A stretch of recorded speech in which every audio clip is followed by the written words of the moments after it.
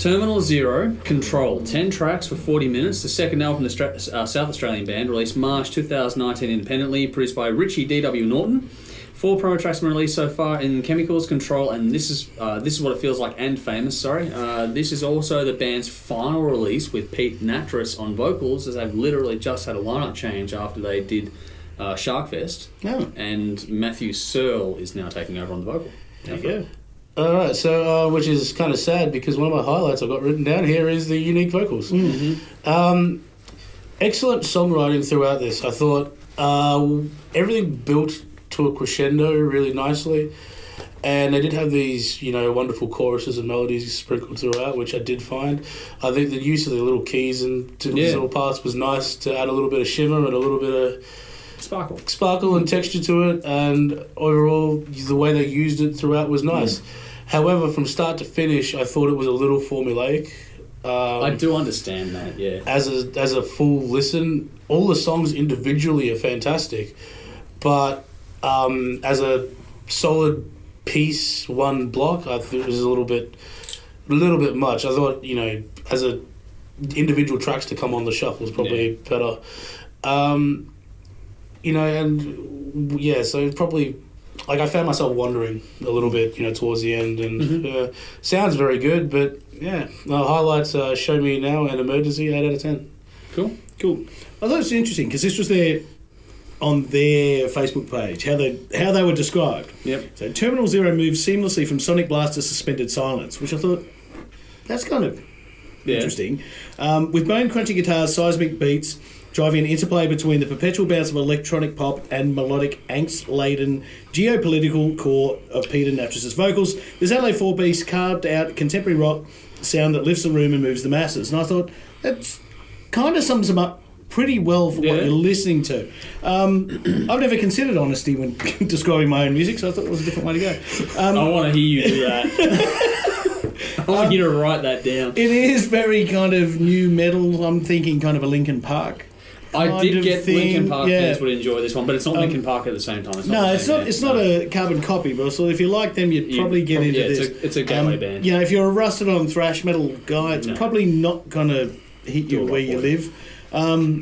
If you don't mind the electro and the use of the studio as well, you'll probably dig it. It was probably a little heavy-handed for me, but I always complain about these kind of things, so it's nothing new. It sounds huge, and I love the drum sound for the style, actually. I thought that really, really punched through nicely. Cool. I did too zone out a bit towards the end, but I put it down to me being an old man. But you're younger than me, so maybe that's not it. I gave it 7.5 out of 10. The highlights were Control, Streets of London, and Emergency.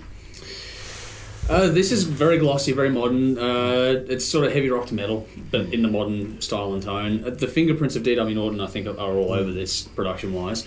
I love the space in it. That was the cool part about the mix, is just how much atmosphere was developed on it. I know that some people don't like the electronic side of it. For me, it really did expand what they could do sonically on this record. I thought it worked well.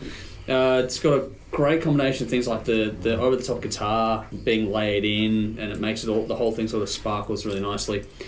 The bass and the drums also come through the front on this too, which is a good trick. It's a tight sort of... It's not snapped to the grid quite, but it's very tight at the same time. But it does flow well. The writing in conjunction with the performances is really fitting and overall serves the album well. Tones are great. Great lyrics as well. I like how they cut through and give you sort of the emotional side of things. Like the conviction is there in the performance. You believe what's being told to you in the song. All that sort of stuff it's important for this sort of music. You can't phone this in. And they didn't. They did it well in that regard. If you don't like polished or modern rock to metal, you're not going to enjoy this one too much. But if you are interested in this style of music, then in a word, this is summed up by being just a beautiful record. I understand that the sort of dipping away of attention toward the end, because it can be a touch sort of samey, especially on repeat spins. But in a word, the whole thing as a listen is a beautiful thing to listen to.